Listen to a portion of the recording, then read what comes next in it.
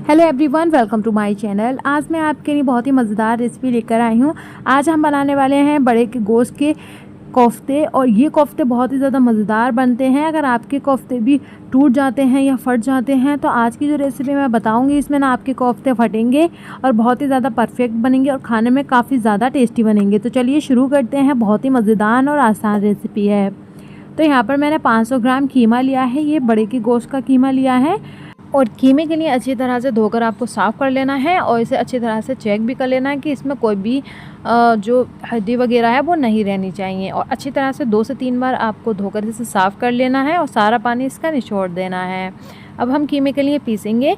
तो कीमे को पीसने के लिए आप फूड प्रोसेसर का भी इस्तेमाल कर सकते हैं। यहाँ पर इस तरह से मिक्सी में भी इसे पीस सकते हैं। तो मैं यहाँ पर मिक्सी जार ले रही हूँ और इसमें मैंने आधा आधा करके कीमा डाल दिया है और इसे ढककर हम इसे बिल्कुल बारीक पीस लेंगे। खीमा लेते समय आपको एक बात का ध्यान रखना है कि जो आपका खीमा है उसमें ज़्यादा चिकनाई नहीं होनी चाहिए। और यहाँ पर हमारा जो खीमा है वो पिस चुका है, आप देख सकते हैं। इस तरह से आपको बिल्कुल बारीक खीमा पीस लेना है, बिल्कुल बारीक मैश होना चाहिए ये। और यहाँ पर सारा खीमा इसी तरह से आपको मिक्सी ग्राइंडर जार में डालकर अच्छी तरह से पीस लेना है। बिल्कुल भी मोटा नहीं रखना है, बिल्कुल बारीक सा पीस लेना है। और इसमें पानी वगैरह भी आपको नहीं डालना है, पानी निचोड़ कर ही आपको खीमे के लिए पीसना है। और यहाँ पर हमारा खीमा तैयार है, आप देख सकते हैं अच्छी तरह से ये पिस चुका है, एकदम बारीक सा पीसा है हमने। इस तरह से अगर कोई भी इसमें चिकनाई वगैरह है तो आप इस तरह से निकाल दें, अगर बड़े पीसेस में है तो, या फिर इस तरह से कोई भी रेशा वगैरह है मोटा तो आप निकाल सकते हैं इसे चेक करके। तो बस यहाँ पर हमारा खीमा पिसकर तैयार हो गया है और अब हम इसमें कुछ मसाले डालने के लिए तैयार करते हैं। तो यहाँ पर मैंने मिक्सी जार लिया है और इसमें डाल रही हूँ मैं आधा कटोरी करीब। यहाँ पर मैंने 3 से 4 चम्मच भरकर मैंने यहाँ पर चने लिए हैं। जो भुने हुए जो चने आते हैं जो मार्केट में मिलते हैं, हमने ये वो लिए हैं। तो यहाँ पर मैंने भुने हुए चने लिए हैं, करीब ये 20 से 25 ग्राम होंगे। आपको यहाँ पर ज़्यादा ऐसे नहीं लेना है, बिल्कुल थोड़ा सा ही लेना है। आधा कटोरी से भी कम लेना है आपके लिए चने के लिए। और इसी के साथ यहाँ पर मैंने गोला लिया है। तो यहाँ पर मैंने नारियल गोला लिया है और इसे काट कर इसमें डाल रही हूँ। अगर आपके पास नारियल का बुरादा है तो आप वो भी ले सकते हैं। तो यहाँ पर मैंने जो गोला लिया है बहुत ही थोड़ा सा लिया है, करीब आपके लिए 2 या 3 इंच का यहाँ पर गोला ले लेना है और उसे काट कर इसमें डाल देना है। इसी के साथ मैं यहाँ पर आधा चम्मच भरकर खसखस डाल रही हूँ, इससे फ्लेवर भी बहुत अच्छा आएगा और जो हमारे कोफ्ते हैं बिल्कुल सॉफ्ट बनते हैं और खाने में काफ़ी ज़्यादा टेस्टी बनते हैं और खुशबूदार बनते हैं। तो आधा चम्मच मैं यहाँ पर खसखस डाल रही हूँ। अगर आपके पास नहीं है तो आप यहाँ पर काजू या बादाम भी डाल सकते हैं। और इन चीज़ों को डालने के बाद आपको इसे ढककर बिल्कुल बारीक एकदम पाउडर बना लेना है, या फिर आप पानी डालकर भी इसे पीस सकते हैं। अच्छी तरह से यहाँ पर हमने इसका पाउडर बनाकर तैयार कर लिया है, बिल्कुल बारीक सा पाउडर बनाकर तैयार किया है, आप देख सकते हैं।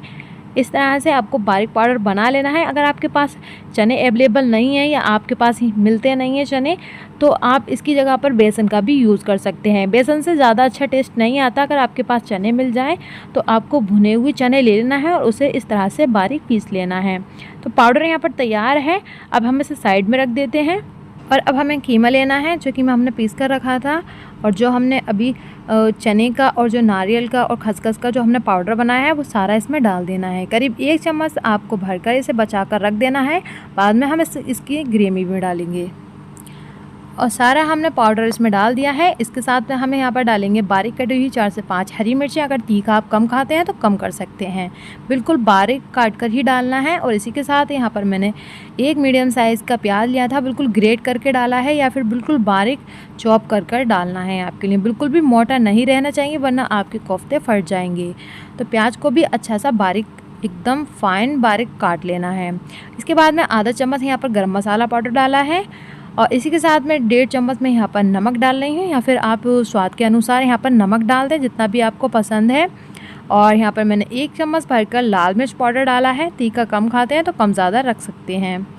और इसी के साथ में यहाँ पर करीब मैंने 2 चुटकी हल्दी पाउडर डाला है, ज़्यादा यहाँ पर हल्दी पाउडर आपको नहीं डालना है। और इसी के साथ मैंने 1 चम्मच यहाँ पर धनिया पाउडर डाला है। और सारे मसालों को डालने के बाद आपको हाथ से इसे अच्छी तरह से मिला देना है। अच्छी तरह से मिलाना जिससे मसाले और खीमे अच्छी तरह से मिक्स हो जाए।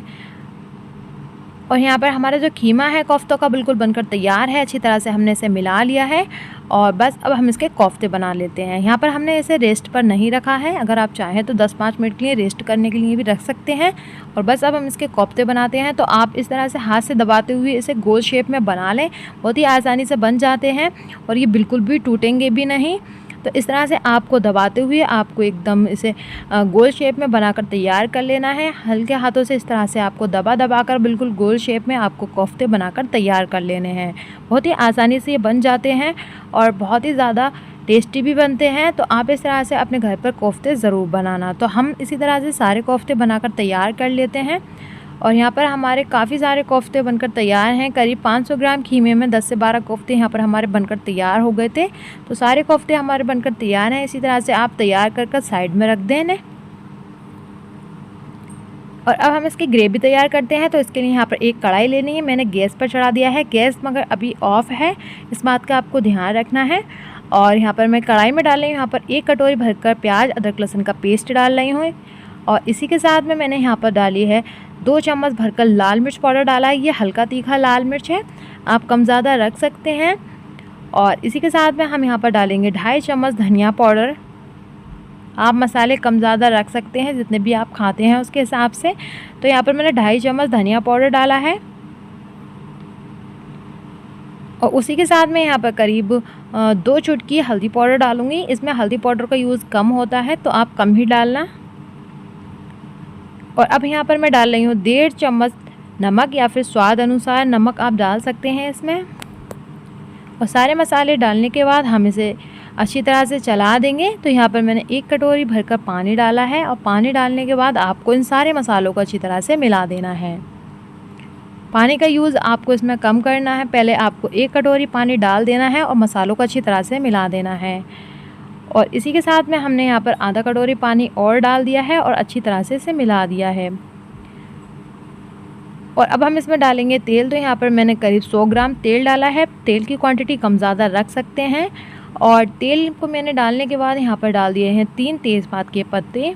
अब हम यहाँ पर कुछ खड़े मसाले डालेंगे। तो यहाँ पर हमने लिया है 1 काली इलायची ली है हमने, इस तरह से साबुत काली इलायची लेनी है। और उसके बाद में यहाँ पर करीब 4 से 5 यहाँ पर काली मिर्चें ली हैं, 4-5 लौंग लिए हैं, 1 दालचीनी का टुकड़ा लिया है।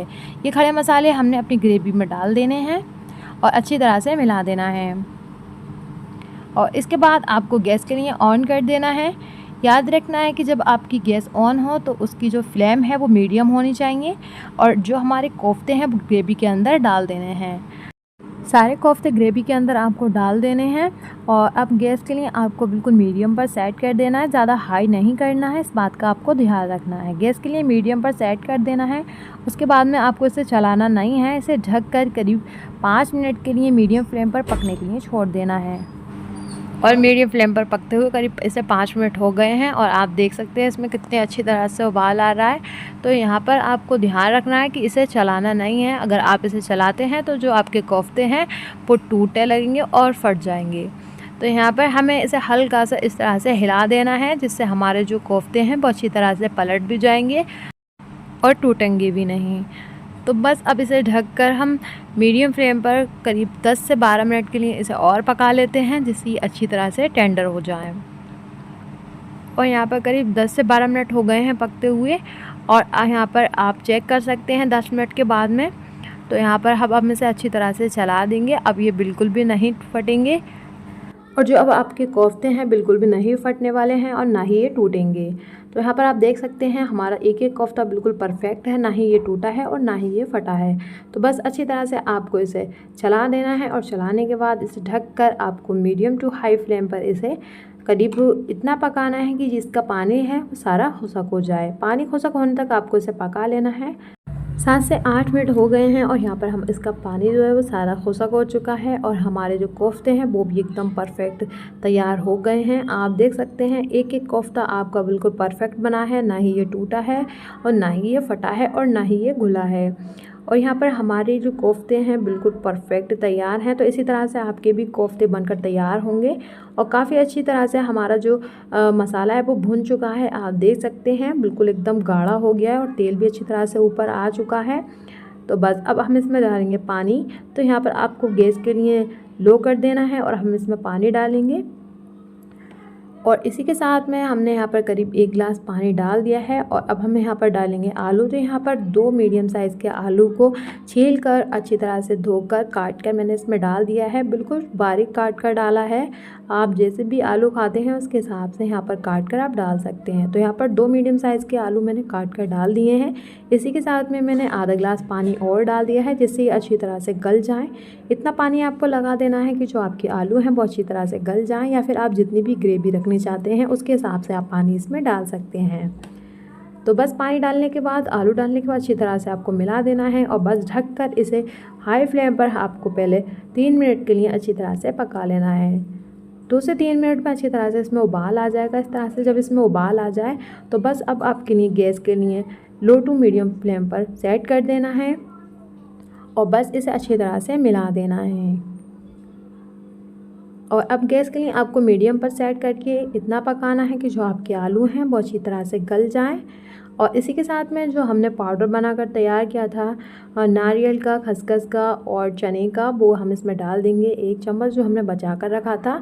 इससे बहुत ही अच्छी खुशबू भी आएगी और फ्लेवर भी डबल हो जाता है। तो अच्छी तरह से आपको डाल देना है और अच्छी तरह से मिला देना है। उसके बाद आपको ढककर करीब 5 से 7 मिनट के लिए लो फ्लेम पर हम इसे और पका लेंगे, या फिर इतना पकाना है कि जो आपके आलू हैं वो अच्छी तरह से गल जाएं और इसकी ग्रेवी भी हल्की सी थिक हो जाए। तो यहाँ पर करीब आप देख सकते हैं ग्रेवी अच्छी तरह से इसकी थिक हो गई है, आलू भी अच्छी तरह से सॉफ्ट हो गए हैं।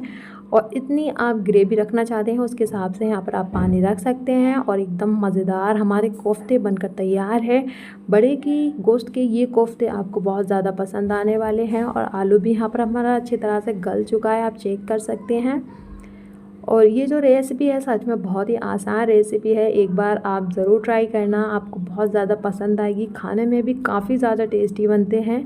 तो आप भी बड़े के गोश्त के ये कोफ्ते अपने घर पर ज़रूर ट्राई करना, आपको बहुत ज़्यादा पसंद आएंगे। तो आप भी अपने घर पर ये बड़े के गोश्त के कोफ्ते ज़रूर बनाकर ट्राई करना। एक एक आपको जो कोफ्ता है बिल्कुल परफेक्ट बनेगा, ना फटेगा ना ही टूटेगा। तो बस फटाफट से कर लेते हैं सर्व। तो हमारे यहाँ पर एक बाउल में मैं से निकाल लूँगी और एकदम मज़ेदार बने हैं ना। एक एक कोफ्ता जो है बिल्कुल परफेक्ट बना है, ना ही ये फटा है और ना ही ये टूटा है। सच में खाने में भी काफ़ी ज़्यादा टेस्टी बने हैं। तो आप भी इस रेसिपी को अपने घर पर ज़रूर ट्राई करना, आपको ये रेसिपी बहुत ज़्यादा पसंद आएगी और बिल्कुल परफेक्ट बनेगी अगर आप इस तरह से बनाएंगे तो यहाँ पर हम इसे करते हैं टेस्ट। तो आज की वीडियो आपके लिए हेल्पफुल लगी हो, वीडियो पसंद आई हो तो वीडियो को लाइक करना, शेयर करना एंड चैनल को भी ज़रूर सब्सक्राइब करना। ऐसी न्यू वीडियोस देखने के लिए आप चैनल को ज़रूर सब्सक्राइब करें। Thanks for watching, enjoy this video.